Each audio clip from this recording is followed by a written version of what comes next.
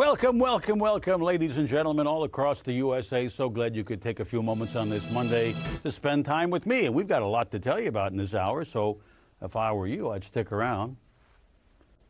I'm supposed to be reading from the teleprompter, but they took it away from me. I know what they're trying to do to me here. I know it. They're slave driving me in this place. All right, what are we talking about today? First of all, we have this woman who is the sister of Kim Jong-un. And the media has been telling us that she's some wonderful person and wow, cool, and her makeup, and she's this and she's that.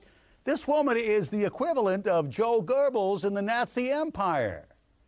She is the director of the gulags that have imprisoned thousands of North Korean citizens for simple crimes, like thinking wrong. But I'll tell you, boys and girls, it's just not somebody I would compare to Ivanka Trump. Her name is Kim Yo-un, I think it is. I guess, but there we go. There's a picture of her, the Ivanka Trump captivating the people of South at the. That's nonsense. She's not captivating anybody. All you have to do is learn a little history about who she is and what she represents, a dictatorship, a brutal dictatorship, and you figure out right away, you know, this is all a facade. This is all puff piece. This is all, wow, cool, looks good, but it isn't good. She is the equivalent, like I told you, of Hitler's propaganda minister. That's what her job is. She is number 2 there. And meanwhile, we also can tell you that coming up, Ron Ziegler has an editorial in today's New York Post that attacks those defending, or Actually, he sheds a little light on those who are attacking the defenders of sex abusers. He calls it unproductive and dangerous. The Korean figure skater and her wardrobe malfunction on the way, as I told you about. And imagine a whites-only retreat, a place where white people can go to get away from black people. What would be the result of that? There would be so much carrying on, you would never hear the end of it. But there is a black female retreat in Central America, in Costa Rica, where American black women can go to, quote, get away from whitey. We live in a country where you're allowed to be racist if you hate white people and you're something else. That's the message I get. What's the message you get? But I still believe in celebrating Black History Month. We'll meet Madam C.J. Walker. When you pick up your hairbrush again, you'll know all about her. February 12th in history, of course, is the birth of a president, but we don't celebrate his birthday anymore. And our president currently is under fire for defending Rob Porter. But for some reason, Hillary isn't under the same kind of media attack for her sexual abuser, Burns Strider. We'll delve into that, too. The story of the politically correct snowman. Are you better off being single or married? Which is better? New study says single. But hang around, folks. I'm sure in a week or two they'll tell you married is better. And we'll learn more about that woman the media is fawning over, the sister of Kim Jong-un. And let me remind you who she is. I told you, the propaganda minister for a horrific, brutal dictatorship. Born on September 26, 1987, Kim was the second child of the late despot Kim Jong-il and his mistress Ko Yo-hui. She represents presently the executive office of her boss, her brother, where she manages his public appearances. And despite being only half-brother of Kim Jong-un, the two are understood to have a very close connection. In fact, when Kim was believed to be undergoing some medical treatment in October 2014, sister filled in. And since 2015, she's been entrusted with the North Korean propaganda agitation department. Those are the people that tell the foreign media what to think. And it's often she's seen shadowing her brother on official propaganda tours. As a child, she grew up with her siblings, Kim Jong-chul and Kim Jong-un, in Pyongyang before being sent to study in Switzerland under a false name. She returned to the hermit state in 2000, and scarce details over the next few years suggest that she was attending a Western university after her mother died in 2004. 2007, she was already rising through the ranks of the Communist Workers' Party and was later a key member of her brother's succession campaign before her father died in 2011 at age 70. She worked at the National Defense Commission and as Kim Jong-il's personal secretariat, according to the North Korean Leadership Watch monitoring blog. She soon afterwards became one of her brother's close aides and was put in charge of public events. The North Korea Watch also said since her brother's ascension to supreme leader of the DPRK, Kim Yo-jong has been routinely observed attending Kim Jong-un's public appearances. She's usually attired in an olive green jacket commonly worn by reporters and photographers. And that document that Kim Jong-un's one-site visits and military field inspections. She presently works in the Kim Jong-un Executive Office. Appearances include his itinerary, schedule, and so forth. And there you see them marching behind me, the Korean People's Army, who, by the way, are they have one enemy, one sworn enemy, and that is the United States of America. Well, we are learning today that in North Korea, or rather in Korea, Vice President Pence has spoken. He explained to us that the United States may become interested in talking to Kim Jong-un at some time in the future. Well, we could all hope, and with bated breath, I gather. Your thoughts and opinions always welcome. 1-877-NEWSMAX, 1-877-NEWS-MAX. And you could always reach out to Dick Farrell on Facebook. Simply Dick Farrell on Facebook, 2 words, F-A-R-R-E, 1-L. And I'll be glad to friend you, talk to you, exchange with you, and who knows, maybe someday unfriend you if necessary, or even block you. And I'm on Facebook, and I'm on Twitter, at Talk Radio King on Twitter if you want to connect. I'll listen. In fact, I would love show ideas and recommendations, and even criticisms welcome. In fact, you know what? One of these days, maybe we'll take criticism and put it on the air, if it's critical enough. The South Korean media and the Chinese intelligence sources are suggesting that Kim is married to a party secretary, by the way. I wanted to get that into. And we had some trouble over the weekend in the Middle East. Israeli jets flew into Syria Saturday and struck at Iranian bases where they had shot down a drone that had flown into Israeli territory. Israel's Air Force went into Syria to find out where that drone came from and bomb that target. We have some CNN footage here of a witness to the air raid that took place over Israel as Israel's planes are returning from their attack. Can we bring that up? We can or we can't? I thought we had it there. Well, I put it there. Yeah, the Israeli drone, there it is. There we go. This is a picture of the strike on the Syrian territory by Israeli jets. A little later, the same Israeli jet is on its way home and it is shot down. Both pilots ejected, one seriously injured, the other lightly injured, an F-16. It's the first aircraft lost by Israel in combat in more than a decade. As a result, Prime Minister Netanyahu has been ordering his Air Force to begin extensive preparations for a protracted confrontation, we are told. All right. 1-877-NEWSMAX, our phone number. I'm Dick Farrell. This is my show. I'm here on Newsmax TV every day from 2 to 3, but I got some great news for you. On Monday next week, the slave driver with the whip, I have to do 2 to 4 Eastern Time. Don't worry, twice as much fun. I guarantee you'll enjoy it. All righty. Mr. Trump is having been convinced, by the way, that many people have been inappropriately over the years been accused of that very vicious crime of sexual harassment. He has obviously worn out his benefit of the doubt after having rushed to support numerous men who have been accused, apparently truthfully, or of sexual abuse. Meanwhile, Trump's chief of staff, John Kelly, is also getting rightly ripped for providing a contradictory timeline of events leading to Rob Porter's resignation. Though I am confused as to why Kelly, finally being convinced by the photos of Porter, writes Ron Ziegler in today's New York Post. He says the abuse of his wife is infuriating to so many people that there are also issues of the nature of our currently very broken public discourse being extremely slanted, especially on Twitter, toward perspective, which is more popular and politically correct.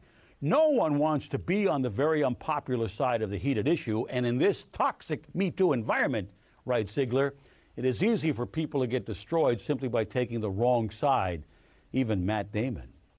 Whereas, folks, Hillary spent 6 years protecting her own sexual deviant, and I'm not talking about Bill. I'm talking about Burns Strider. We got a picture of Burns, good old Burns Strider, Hillary's personal religious. This was her religious advisor. Hillary was interviewed on behalf of the senior campaign advisor who was accused of sexual harassment 10 years ago. But Strider remained on the campaign, and he served in the 2016 campaign until before Hillary finally fired him. Apparently, a 30-year-old subordinate was the woman who claimed that she was manhandled or abused in one way or another by Strider. Clinton's campaign manager recommended he be fired. Clinton overrode the recommendation, but nobody's on her case about that. Strider remained on the staff. The episode remained quiet for years, in part because the accuser signed a non-disclosure agreement forbidding her from discussing the campaign's internal dynamics. The Times' Maggie Haberman and Amy Chozick write that former Clinton associates were unwilling to speak about it until the momentum of the Me Too movement began to become apparent. Well, there you have it. It's okay for Hillary to cover for and continue to employ a sex-abusing harasser for the course of 8 years. But if Donald Trump even has one on his staff, that's cause for a guillotine. Frank, you're on the Dick Farrel Newsmax TV program. Good afternoon. Where did you say you were calling from? For Hillary to cover for and continue to employ a sex-abusing harasser for the course of 8 years. But if Donald Trump even has one on his staff, that's cause for a guillotine. Frank, you're on the Dick Farrel Newsmax TV program. Good afternoon. Where did you say you were calling from? I'm from Caldwell, Idaho. Idaho. Frank in Idaho. Go ahead, Frank. I'll listen to you. Well, I got a question. Now that we know Obama and Hillary were both colluding with the Russians to frame Trump, why ain't they being charged? Well, that's a three-part question. I'm going to give you it all in one part. One, there seems to be a timidity on behalf of the Justice Department to mete out justice to those who deserve it, number one. Number two, the evidence isn't completely conclusive just yet. Maybe it might become so, and at that time, we might be able to call upon the Justice Department to take action. And the third thing that I'm really worried about is, you know, a lot of people have a legitimate argument about this. How would it look for America to be going after a former leader with a meat axe? That's something they only do in, you know, banana republics, places like Bulgaria, or those, quote, bleepy little nations that Trump was talking about allegedly talking about a couple of weeks ago. Coming up, will being single be better for you or being married? We'll discuss that. There's more things on the way as well. And your phone calls, too, on this Dick Farrell program for this Monday, February 12, 2018, which used to be Abraham Lincoln's birthday. It still is, but we don't celebrate it as such. Back in a moment. Don't go away.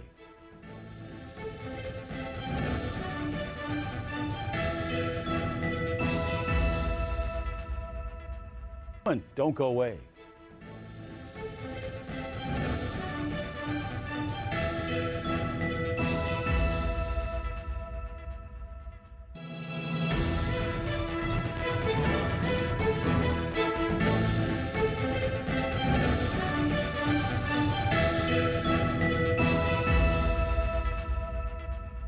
See that picture of Lincoln over there on the way in?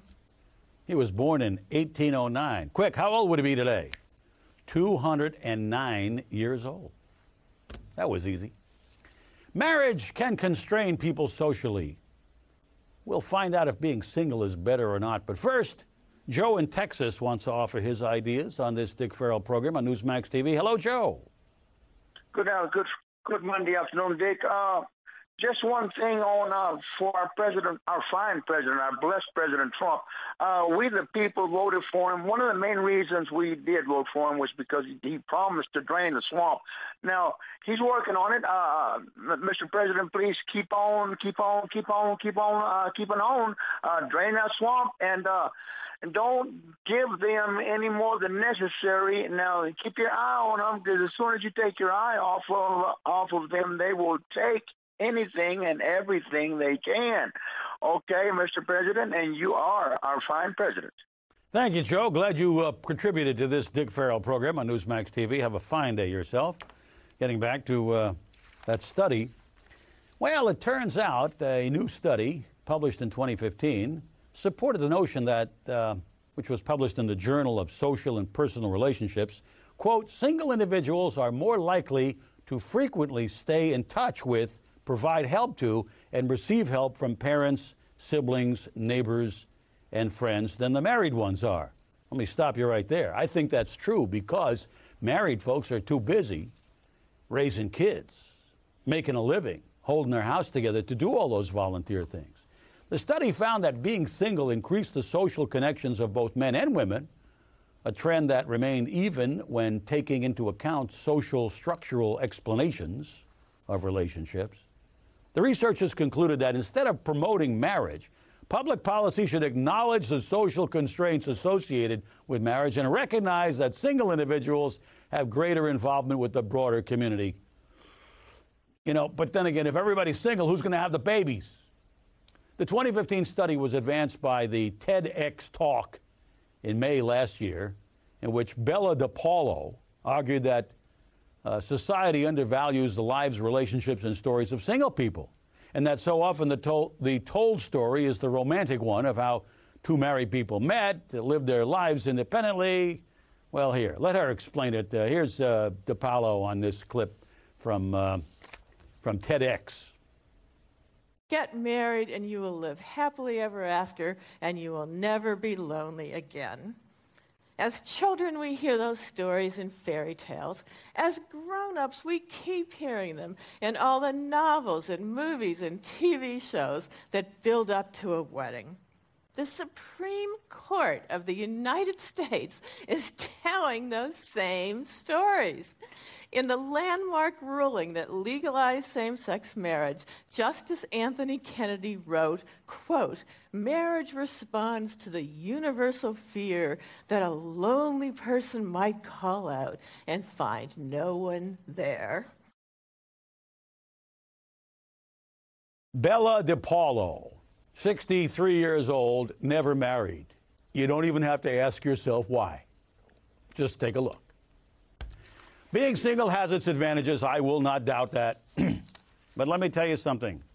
The older you get, the more important it is to have a teammate working by your side, no matter what he or she looks like, because it's imperative to have somebody there holding your hand when you're down and out.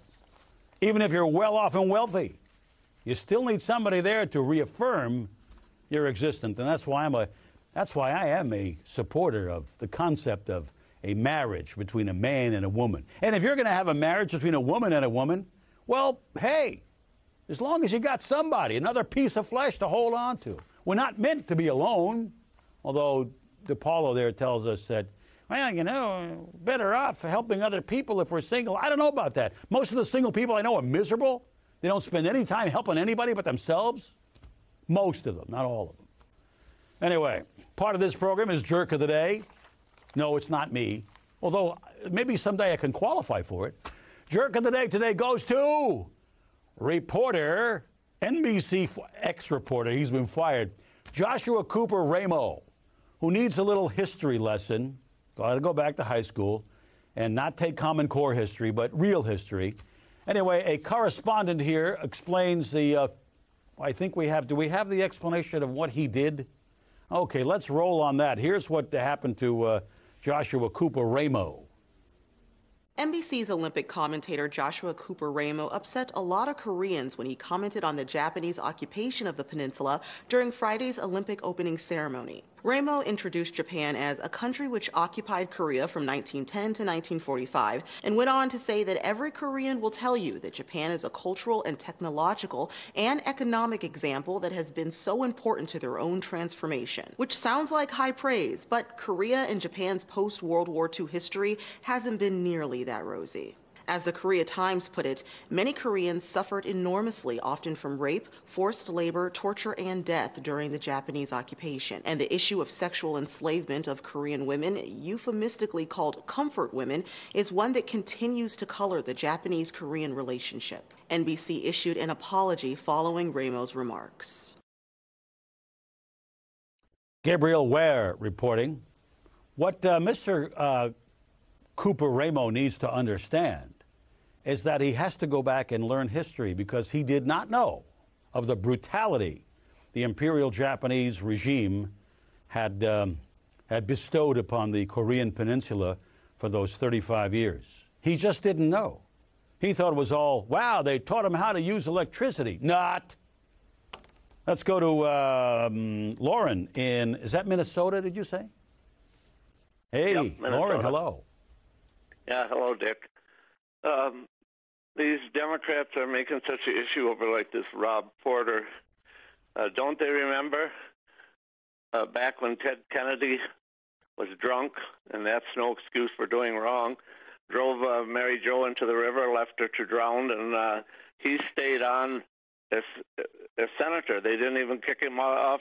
And I saw a movie the other night where Bobby Kennedy was in the room with Marilyn Monroe that night she died. Jack Kennedy was a womanizer. What, don't they remember that? Thanks, Dick. Bye. Thank you for the call, Lauren. In answer to your question, they have a foggy clue.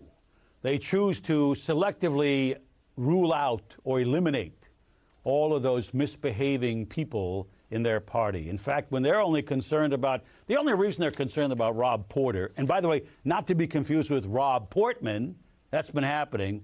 The Indiana Senator Rob Portman is not Rob Porter. Anyway, as they continue to hammer away at John Kelly for hiring him and for Trump for supporting him, they always seem to forget all about their wonderful people, including the great Harvey Weinstein, one of the biggest contributors to the Democrat Party in over 30 years, and what he has done to women, now being sought after by the New York State Attorney General's office. All righty. We wanted to talk about, do we have, yes, I think we got time for that. Let's see, this is what happened at the Olympics over the weekend. A Korean woman, a figure skater, well, she had one of those Super Bowl 38 wardrobe malfunctions. Let's take a look at that and see what happened. And the precision of the imagery on the twizzles. Ooh, your costume has come undone.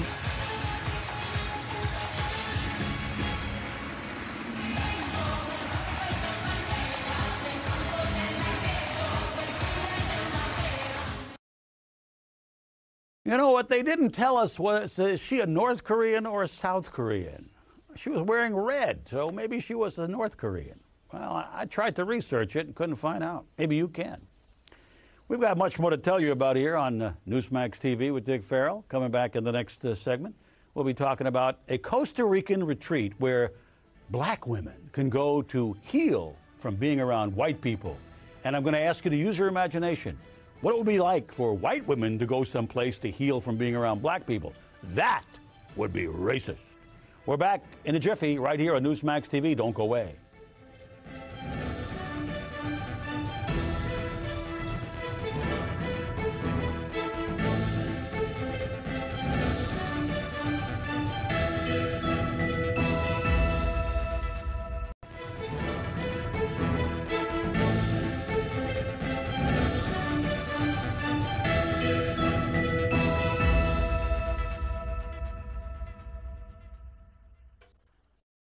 That's an awful news story, finding out that the president's daughter-in-law has been the victim of some kind of terrorist attack. Let's hope everybody will be okay and they'll find the culprit that did it. No doubt, a Hillary voter. Anyway, this is Black History Month. The liberal media has pretended it doesn't exist anymore because, well, they realize that for the last 20 years they've been doing nothing more than reinforcing the stereotypes of ball players and outlaws and rabble-rousers and musicians. The truth is, Black History Month should be and always was meant to be about black accomplishment.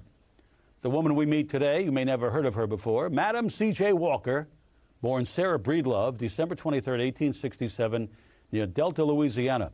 After suffering from a scalp ailment that resulted in her own hair loss, she invented a line of African-American hair care products in 1905, promoted her products by traveling around the country giving lectures and demonstrations, and eventually establishing the Madam C.J. Walker Laboratories to manufacture cosmetics and train sales beauticians. Her savvy business acumen led her to become one of the first American women to be a self-made millionaire.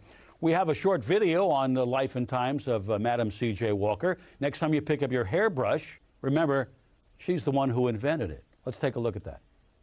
When Madam Walker started her company in 1906, there were very few women who were in business.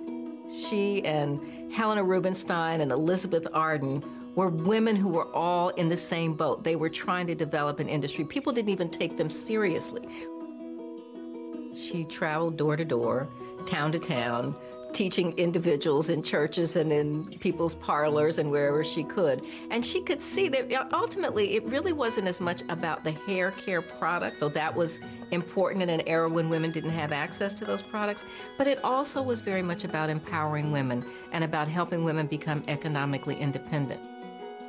So the more she trained women and the more she taught them to train other women, she was developing a national and really international network of women who were Walker agents. Those women could see not only were they able to transform themselves, but they also were able to make money that they could contribute to their churches, to pay tuition for their children to go to school, to buy homes. And this then became really the goal.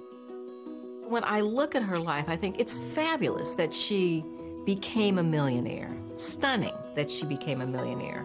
But for me, the more lasting legacy is that she empowered people and that she used her money to make a difference in her community and to show other people their ability to make a difference in their communities. C.J. Walker, Madam, a black accomplishment without the help of liberals standing by feeling sorry for her. Amazing, isn't it?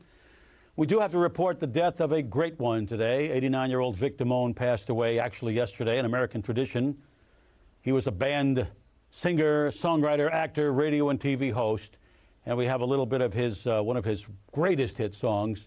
Let's hear that right here. Vic Damone, dead at 89. But when I dream of you, maybe someday you will come true.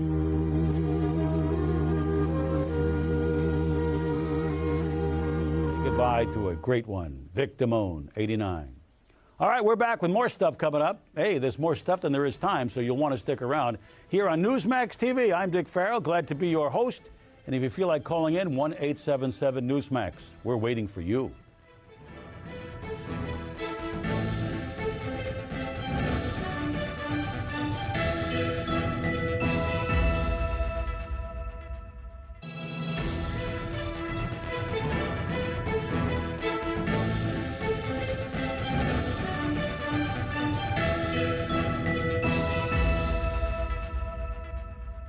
Welcome back. I'm Dick Farrell on Newsmax TV. Glad you could join us. In the last segment, you heard me talk about the accomplishments of a great black woman who became a millionaire using her own talent and ability and her own inventions. She didn't have Section 8 housing or food stamps or set-asides, affirmative action. She didn't have anybody like Ted Kennedy standing there, I'm here to help you. She did it all on her own at a time when racism was not just acceptable, it was endemic. It was part of the plan. It was institutionalized racism. And she did all this and became America's first female black millionaire. Amazing what people can do when you don't have crutches. And here's my point. We hear so much about equality and how we should be colorblind and tolerant. And yet the hypocrite liberals keep telling us a different story in their message. Imagine going to Costa Rica for a, quote, healing retreat to offer black women a getaway from white people. White people are not allowed. If the color scheme were reversed, there'd be a lot of screaming and yelling about racism, wouldn't there be? But I suppose it's acceptable to be anti-white. The getaway location is Puerto Viejo in Costa Rica, and they've banned white people from becoming part of it. The guests enjoy yoga, meditation, vegan food. The retreat is run by Andrea X. The founder thinks that white people should be banned from owning passports. That is not racism. What is? She completely cut out white people from her life due to damage they caused Imagine saying, well, I cut out black people because of the damage they caused. It would be my loss because I wouldn't have Dr. Ben Carson. I wouldn't have Senator Tim Scott. I wouldn't have Madam C.J. Walker. You can't cut out all people because of the color of their skin. Didn't Dr. King teach her anything? Anyway, here's Andrea X talking to a group of her people who are pretty much anti-white racists, but they're afraid to admit it. Roll tape. When black people want a break from feeling like a minority, they often have to make an effort. Alexis made the effort, and it cost her $2,222. But for her and several other women, that's a reasonable price to pay for a retreat that bans white people. Would having white people on this trip ruin it? I got my money back. Yeah, I don't think we will be as open and as honest as we are with the group that we're in now. Yeah. Do you all feel like you've been stereotyped? One thing I always got is you're so well spoken, and I don't think people understand how insulting that is. What else would you expect from me? I'm curious if it's been no different for you since it was the election of President Trump. We're black. We knew that racism has been around, but it's a bit more in our face now. It's made me have to pivot my interactions with people, and people who actually support Trump. I can't trust you on friendship level, family level, any level if you actually are supporting someone that, is completely racist.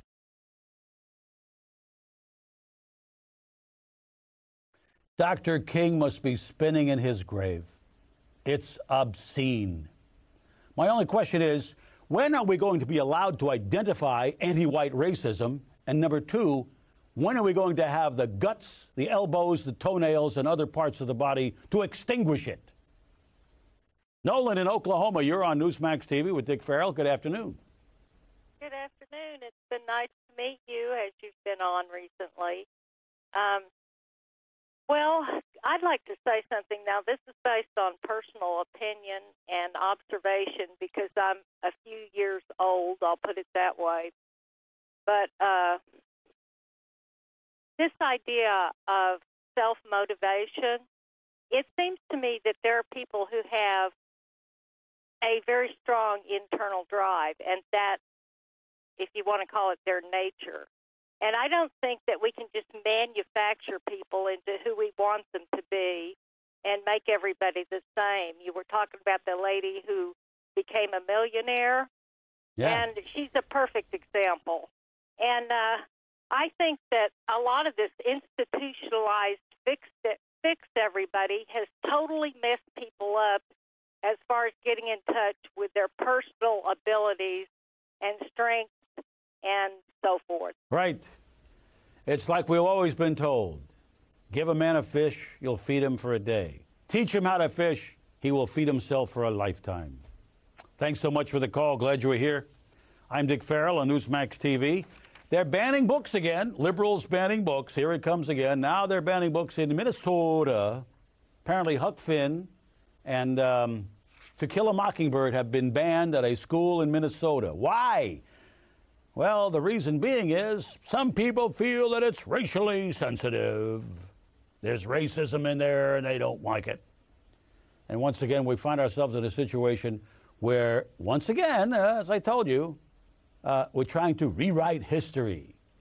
I believe it's time to accept things as they are. The adventures of Huck Finn and the trials of Atticus Finch and To Kill a Mockingbird are true, real stories, fictionalized. And that if there are racial slurs and if there are things that are unacceptable to us, we have to face them and realize that they still exist. Banning them in school is not the answer. We're back with more. I'm Dick Farrell. This is Newsmax TV. 1-877-NEWSMAX if you want to chime in. I'll listen to you right here.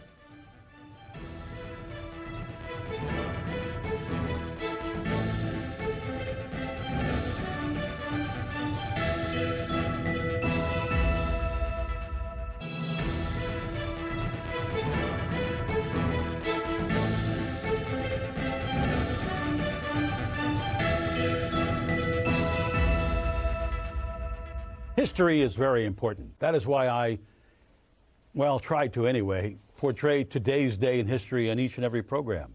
Today is February 12th. On this day in 1809, President Abraham Lincoln was born in a log cabin somewhere in LaRue County, Kentucky. Happy birthday, Mr. President.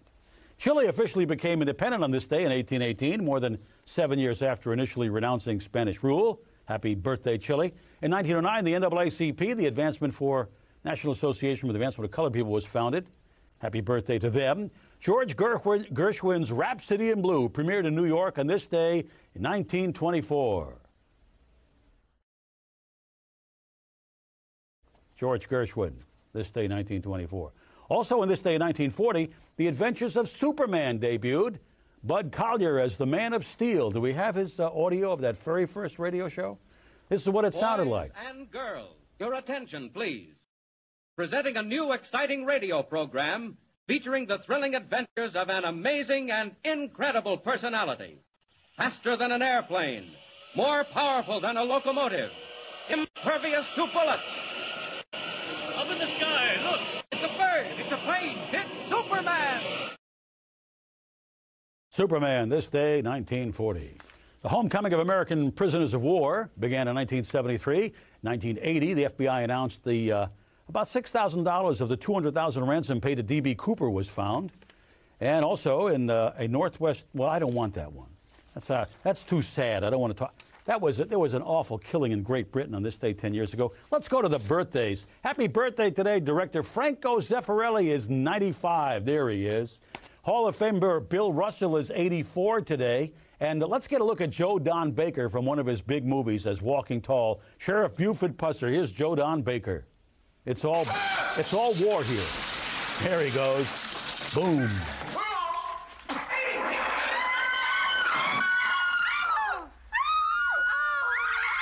There's Joe Don with the bat. All right, happy 82nd birthday, Joe Don Baker. Arsenio Hall is 62 today, believe it or not. He had a lot of great shows on TV until he finally left. And our thought for today from Ashley Montague: human beings are the only creatures who are able to behave irrationally in the name of reason. Coming right back at you in 5 seconds, or maybe a little more, on Newsmax TV.